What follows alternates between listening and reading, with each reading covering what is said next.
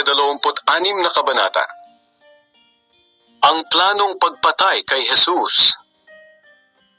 Pagkatapos ipangaral ni Jesus ang lahat ng ito, sinabi niya sa mga tagasunod niya, "Alam niyo na 2 araw na lang at sasapit na ang pista ng paglampas ng anghel. At ako na anak ng tao ay ibibigay sa mga taong kumokontra sa akin upang ipako sa krus. Nang mga oras na iyon, ang mga namamahalang pari at ang mga pinuno ng mga Hudyo ay nagpupulong sa palasyo ni Caifas na punong pari. Pinagplanuhan nila kung paano dadakpin si Jesus nang hindi nalalaman ng mga tao. At pagkatapos ay papapatay. Sinabi nila, huwag nating gawin sa pista dahil baka magkagulo ang mga tao." Binuhusan ng pabango si Jesus. Nang si Jesus ay nasa Betania, sa bahay ni Simon na dating may malubhang sakit sa balat, lumapit sa kanya ang isang babae. May dala itong mamahaling pabango sa isang sisidlang yari sa batong alabastro. At habang kumakain si Jesus, ibinuhos ng babae ang pabango sa ulo ni Jesus. Nagalit ang mga tagasunod ni Jesus nang makita ito. Sinabi nila, bakit niya sinasayang ang pabangong iyan? May pagbibili sana iyan sa malaking halaga at maibibigay ang pera sa mga mahihirap. Alam ni Jesus ang pinag-uusapan nila, kaya sinabi niya sa kanila, bakit ninyo ginugulo ang babae? Mabuti ang ginawa niyang ito sa akin. Ang mga mahihirap ay lagi ninyong makakasama, pero ako ay hindi. Binuhusan niya ako ng pabango para ihanda ang aking katawan sa libing. Sinasabi ko sa inyo ang totoo. Kahit saan man ipapangaral ang magandang balita sa buong mundo, ipapahayag din ang ginawa niyang ito sa akin bilang pag-alala sa kanya. Nakipagkasundo si Judas sa mga kaaway ni Jesus. Si Judas Iscariote na isa sa 12 tagasunod ay pumunta sa mga namamahalang pari. Sinabi niya sa kanila, ano po ang ibabayad ninyo sa akin kung tutulungan ko kayong madakip si Jesus? Noon din ay binigyan nila si Judas ng 30 pirasong pilak. Mula noon, humanap si Judas ng pagkakataon upang traidorin si Jesus. Sinabi ni Jesus na tatraidorin siya. Nang dumating ang unang araw ng pista ng tinapay na walang pampaalsa, lumapit ang mga tagasunod ni Jesus at nagtanong, saan niyo po gustong maghanda kami ng hapunan para sa pista ng paglampas ng anghel? Sumagot si Jesus, pumunta kayo sa lungsod ng Jerusalem, doon sa taong binanggit ko sa inyo, at sabihin ninyo sa kanya, ipinapasabi ng guro na malapit na ang kanyang oras, at gusto niyang ipagdiwang ang pista ng paglampas ng anghel sa iyong bahay, kasama ang mga tagasunod niya. Sinunod nila ang utos ni Jesus, at inihanda nila roon ang hapunan para sa pista. Kinagabihan, naghapunan si Jesus at ang 12 tagasunod. Habang kumakain sila, sinabi ni Jesus sa kanila, sinasabi ko sa inyo ang totoo. Ang isa sa inyo ay magtatraidor sa akin. Nalungkot sila nang marinig yon, at isa-isa silang nagtanong sa kanya, Panginoon, hindi po ako iyon, di po ba? Sumagot siya, ang kasabay kong sumausaw ng tinapay sa mangkok ang siyang magtatraidor sa akin. Ako na anak ng tao ay papatayin ayon sa sinasabi ng kasulatan, ngunit nakakaawa ang tao magtatraidor sa akin. Mabuti pang hindi na siya ipinanganak. Nagtanong din si Judas na siyang magtatraidor sa kanya, Guro, ako po ba yon? Sumagot si Jesus, ikaw na ang nagsabi. Huling hapunan ni Jesus. Habang kumakain sila, kumuha si Jesus ng tinapay. Nagpasalamat siya sa Diyos at pagkatapos ay hinati-hati niya ito at ibinigay sa mga tagasunod niya. Sinabi niya, kunin ninyo at kainin. Ito ang aking katawan. Pagkatapos, kumuha siya ng inumin. Nagpasalamat sa Diyos at ibinigay sa kanila. Sinabi niya, uminom kayong lahat nito, dahil ito ang aking dugo na ibubuhos para sa kapatawaran ng kasalanan ng maraming tao. Katibayan ito ng bagong kasunduan ng Diyos sa mga tao. Sinasabi ko sa inyo na hindi na ako muling iinom ng inuming mula sa ubas hanggang sa araw ng paghahari ng aking Ama.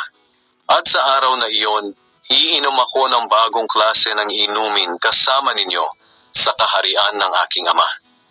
Umawit sila ng papuri sa Diyos at pagkatapos ay pumunta sila sa bundok ng mga olibo. Sinabi ni Jesus na ikakaila siya ni Pedro. Sinabi ni Jesus sa mga tagasunod niya, "Iiwan ninyo akong lahat ngayong gabi. Dahil sinabi ng Diyos sa kasulatan, papatayin ko ang pastol at magsisipangalat ang mga tupa. Ngunit pagkatapos na mabuhay akong muli, mauuna ako sa inyo sa Galilea."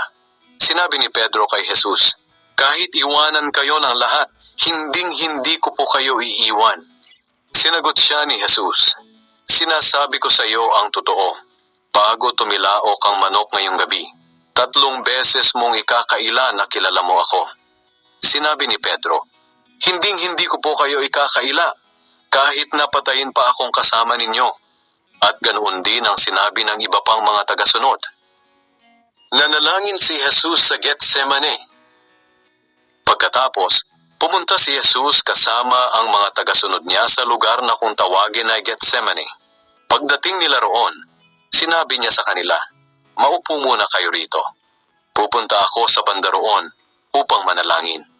Isinama niya si Pedro at ang 2 anak ni Zebedee. Nagsimulang mabagabag at maghinagpis ng lubos si Jesus. At sinabi niya sa kanila, "Para akong mamamatay sa labis na kalungkutan. Dito lang kayo at magpuyat." Lumayo siya ng kaunti, lumuhod at nanalangin. "Ama ko, kung maaari po ay ilayo niyo sana sa akin ang mga paghihirap na darating. Ngunit hindi ang kalooban ko ang masunod, kundi ang kalooban ninyo." Binalikan ni Jesus ang 3 niyang tagasunod at dinatnan niya silang natutulog.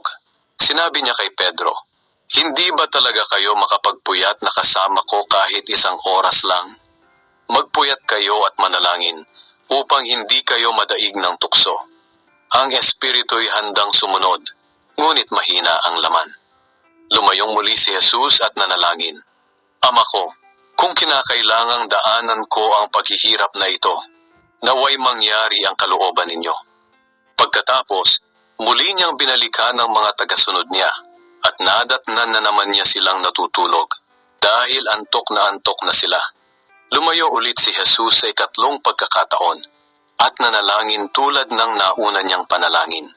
Binalikan niya ang mga tagasunod niya at sinabi, "Natutulog pa rin ba kayo at nagpapahinga? Tingnan ninyo, dumating na ang oras na ako na anak ng tao ay ibibigay sa mga makasalanan. Tayo na, narito na ang taong nagtatraidor sa akin." Ang pagdakip kay Jesus. Nagsasalita pa si Jesus nang dumating si Judas na isa sa 12 tagasunod. Marami siyang kasama na armado ng mga espada at pamalo. Isinugo sila ng mga namamahalang pari at ng mga pinuno ng mga Hudyo. Ganito ang palatandaan na ibinigay ng traidor na si Judas sa mga huhuli kay Jesus. "Ang babatiin ko sa pamamagitan ng isang halik ang siyang pakay ninyo. Dakpin ninyo siya." Lumapit si Judas kay Jesus at bumati, "Magandang gabi sa iyo, Guro." Saka hinalikan siya. Sinabi ni Jesus sa kanya, "Kaibigan, gawin mo na ang sadya mo rito." Kaya lumapit ang mga tao at dinakip si Jesus. Bumunot ng espada ang isa sa mga tagasunod ni Jesus at tinaga ang alipin ng punong pari at naputol ang tainga nito. Sinabi ni Jesus sa kanya, "Ibalik mo ang iyong espada sa lalagyan nito. Ang gumagamit ng espada ay sa espada rin mamamatay. Hindi mo ba alam na pwede akong humingi ng tulong sa aking Ama? At kaagad niya akong padadalhan ng 12 batalyon ng mga anghel? Ngunit kung gagawin ko iyon, paano matutupad ang kasulatan na nagsasabing ito ang dapat mangyari?" Pagkatapos, sinabi ni Jesus sa mga tao, "Isa ba akong tulisan? Bakit kailangan pa ninyong magdala ng mga espada at mga pamalo upang dakpin ako? Araw-araw akong nasa templo at nagtuturo. Bakit hindi ninyo ako dinakip? Ngunit nangyari ang lahat ng ito upang matupad ang isinulat ng mga propeta." Iniwan siya noon din ng mga tagasunod niya at nagsitakas sila.